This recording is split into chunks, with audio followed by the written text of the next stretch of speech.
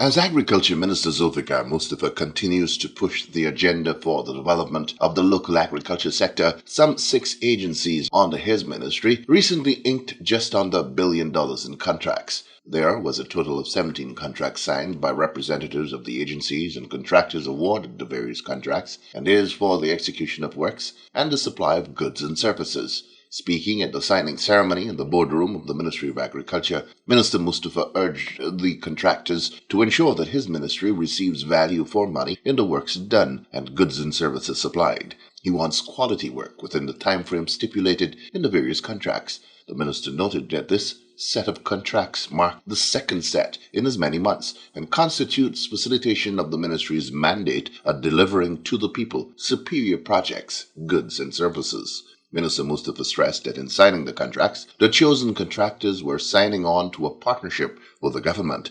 And we depend on you, who are the people who have applied for these work. You are trying to enhance your business, but at the same time, we from the ministry, we are looking for these work to be done and done in a way that everyone will be satisfied. So I will expect that you all carry out these work with the, ensuring that you follow the necessary specifications. And also you work complete the work in the terms that you sign the contract with. That means the duration of the time, take into consideration the specification, all other measures that you have to follow. Today's contract, we are seeing that the Ministry of Agriculture, we have a number of contracts, almost 16 contracts, totaling almost $1 billion. And that is a large sum of money. And I think that we need these work to be complete on time. We need these work to be done in a way that everyone, as I said, follow this necessary specification, all the rules and regulations that are in the contract, and I need you to work very effective and efficiently. The Agriculture Minister stressed that while for the contractors it's a business opportunity, they should see their involvement with government as an opportunity to play a pivotal role in the development of agriculture in Guyana. And we have a history of advancing agriculture. That is why we have to create the necessary framework. We have to put the necessary investment so that Guyana could be the country that will advance the agriculture agenda and food security in the Caribbean. You would also recall that our former president, President Barra Jagdeo, would have developed an initiative called the Jagdeo's Initiative that was adopted by CARICOM, and that now is in the program of CARICOM to achieve those measures that were set about in the Jagdeo's Initiative. And then presently we have our present president. He has presented a paper on food security and the agriculture agenda in the Caribbean. And that paper was adopted by the CARICOM heads of government. And as a result of that, Guyana is today leading the ministerial task force to advance the agriculture agenda and food security in the Caribbean. That's a tremendous achievement for us. And I think that why I'm mentioning these things, I am mentioning it because you who are making an investment for your personal self in enhancing your business, I am sure it is far beyond your personal goal. It's beyond this here is an investment for the country's future and also for an investment in the region's future. The minister warned that contractors who drop the ball in the fulfillment of contract parameters will be penalized. We have had experiences not so long ago where contractor did not complete work on time, where they reneged on the contract, and we had issues in the community. We are addressing those issues presently. I am hoping now, this afternoon, that we will not have those issues again. Because what we have been doing, we are very, very now careful in terms of executing our work program. The president is very serious to ensure that monies that are allocated, that those money benefit the country and benefit the people.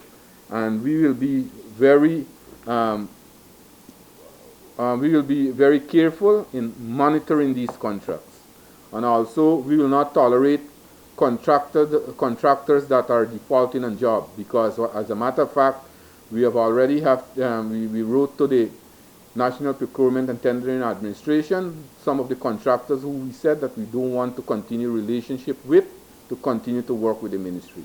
And that will be a trend. So let us work together, let us form a partnership together, and I depend on you with your cooperation so that we can complete our work program for the year. You know, the Ministry of Agriculture this year, we have seen an increase of allocation by 23% in the agriculture sector. That shows the government commitment. Although we are now an emerging oil and gas producing country, we are seeing that we are still putting investment, substantial investment, in the agriculture sector. So much so that when, if you read the newspaper yesterday, we have seen a report where the agriculture sector, although we are in a middle, or we are in a pandemic, we have still seen growth in the agriculture sector in Guyana. The National Drainage and Irrigation Authorities signed a total of 9 contracts amounting to nearly 750 million for works in several parts of the country, as well as the acquisition of a cutter head dredge, which will help in the dredging of outfalls in the drive to maximize drainage of Guyana's coast. For NARI, the 2 contracts signed facilitates the supply of lab equipment and accessories, and for topographic surveys along Tiamat to Anna Regina in Region 2, Ogle to Kitty, and Enmore to Annandale on the east coast of Demerara. The Guyana School of Agriculture, Hope Coconut Industries, and Hydromet were the other agencies who signed contracts for provision of goods and services. Later, the Agriculture Minister was part of a government team that visited the East Ramville community to discuss government's proposed community development initiatives. The team included Minister of Public Works, Honorable Bishop Juan Edgil, and Minister of Local Government and Regional Development, Honorable Nigel Darmlal. In addressing residents, the Agriculture Minister noted that from the level of his ministry, a critical need in the community is one of proper drainage, and that help would be provided in this regard. He stressed that East Ramville, as is the case with all other communities across the country, is equally entitled to the development effort of the government, efforts that are made without consideration to politics or race. That we are not here for politics, but we are here to help you. You will be the beneficiary of the government's project in your community. And we will facilitate that as a government. As a government, we don't believe in discrimination. We don't believe in race. We don't believe in political affiliation.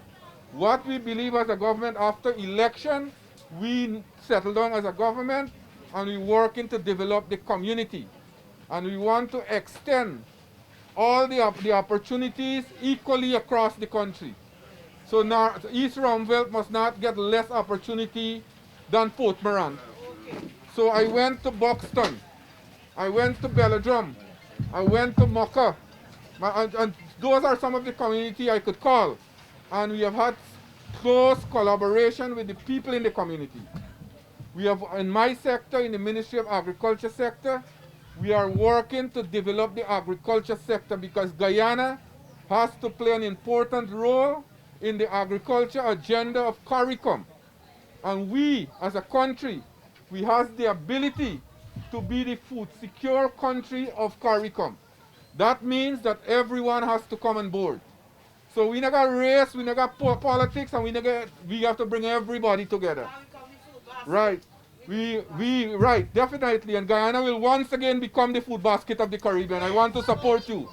Right? Guyana will once again become, but we have to work together. Minister assured residents that not only will his ministry provide help with machinery for drainage, but those able-bodied men and women of the community will be employed to handle the manual aspects of the works to be undertaken. So what we'll be doing from the Ministry of Agriculture level, I want to assure you that we will try to see as much as possible to give you all proper drainage in this community. Yes. Give you all proper drainage, both with machine or manually. Yes. So we will engage the residents in the community, young people, youth who are not working, they will be paid and they will also maintain the community. I heard the Ministry of Local Government would have said that they will employ some people to do enhancement work in the community, and we will also, from our level, employ some people to do the drainage work in the community. And I want to assure you that whatever it takes, that we will help you out.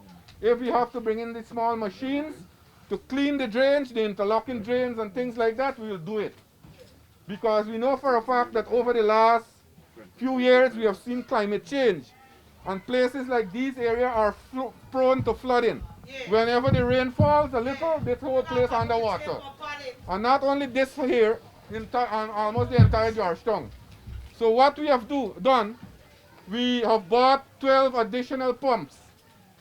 In Georgetown alone, we have how many? Three additional pumps to boost the pumping system in Georgetown. And we put it at strategic areas. We are looking to desilt the main canals. Before I came from the office there, I was talking to the CEO and the chairman of NDIA to look at the desilting of the main canals in the town so that we can avoid flooding. Why we are doing this? We want people to live comfortable, be more comfortable in their community. So that is why we are working to enhance your community, and we will continue to do that. The Agriculture Minister has assigned a technical team from the NDIA to do an assessment of the drainage needs of the community and to identify the best way forward in bringing lasting relief to the community.